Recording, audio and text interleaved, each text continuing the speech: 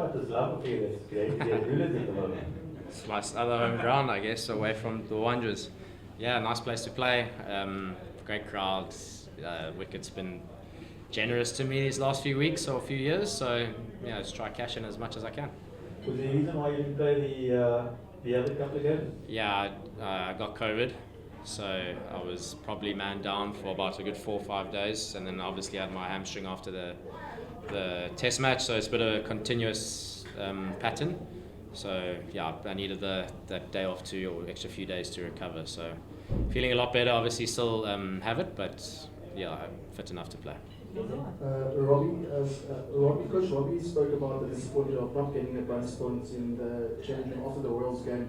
Must be pleasing to get one after a dominant performance at home. Yeah, especially one where I didn't think we were even going to smell it, in all honesty. We were just trying to obviously win the game. We knew that the spinners were going to be quite tough, so we just tried to emphasise putting some pressure on them. But yeah, I think when the over set up, when I managed to take the big one off Jones, it kind of got us closer. I still didn't really think about it until I got those 2 sixes away from Patirana. So yeah, awesome obviously just to get that extra point.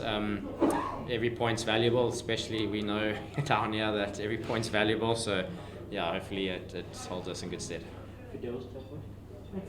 LB Mokel just said that it looks like the bonus can't even really know where to bowl to because you're in such good form.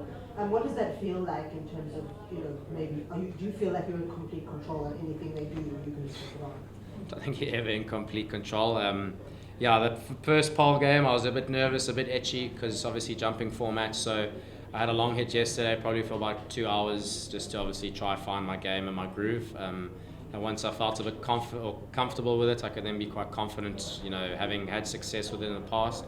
It's important just to try back it up and just try keep trusting it. So yeah, I wouldn't have expected it to go how it is tonight. So I was a bit skittish up front, but luckily Rassie takes that early risk as well, so it gives me a bit of time to get going. But I'm just trying to obviously play the ball as best I can see it. I'm a lot more calm now, I think, in my T20 game now that I have a bit of a blueprint, and just enjoying batting in all honesty.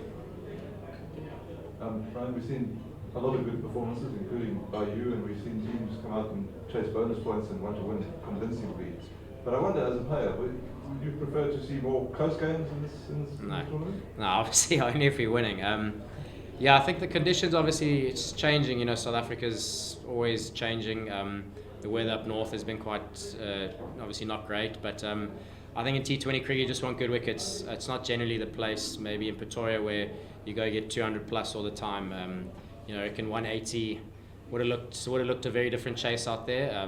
No, it looked like we got the bonus point and it went quite easily, but it's just the intent that you have to play with to put yourself in that position. So, South Africa is a place where you can get 150 in pole and win quite comfortably. So it's just about adjusting those conditions, and as batters as well, when those days do come when the wicket's good, obviously got to try and cash in as much as you can and try and maximise, because you know that the tougher, harder wickets like we've seen in Durban last night are also around the corner too.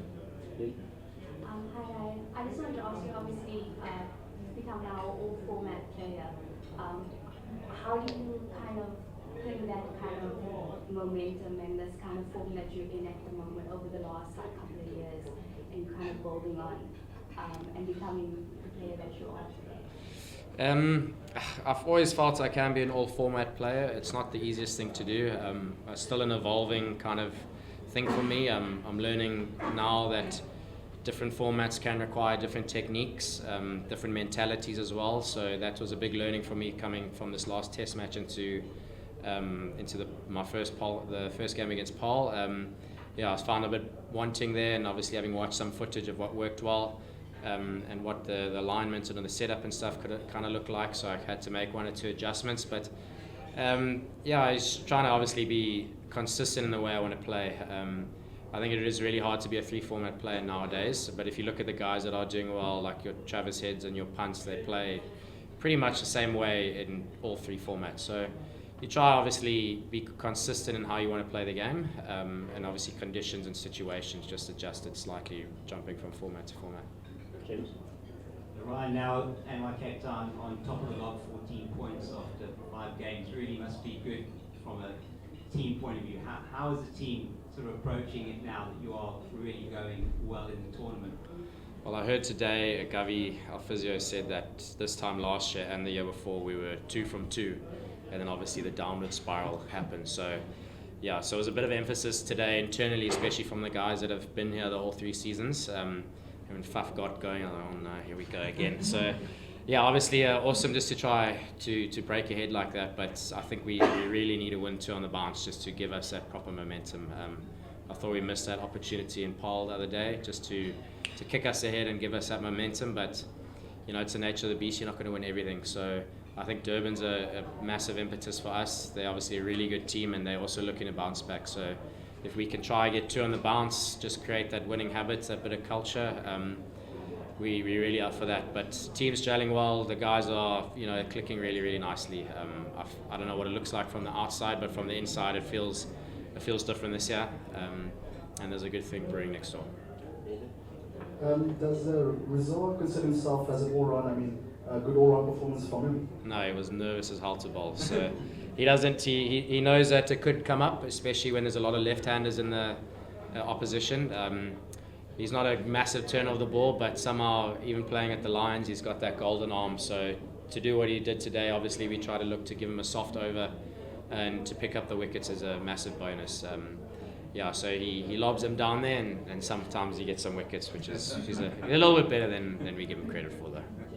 Rick, just from a broader picture, you went to the T20 World Cup team again. Do you feel that your form warrants a crack at the Champions Trophy? It's tough to say. We have a really good ODI team. The one, even though we lost to Pakistan recently, I mean, the guys are phenomenal players, and it's the team that's been backed. Obviously, I'd love to play, but right now, if I got this to focus on, and if I do well here, I give myself the best shot. So, not looking too far ahead, but yeah, like I say, the focus is this month, and we'll see what happens when we get that side.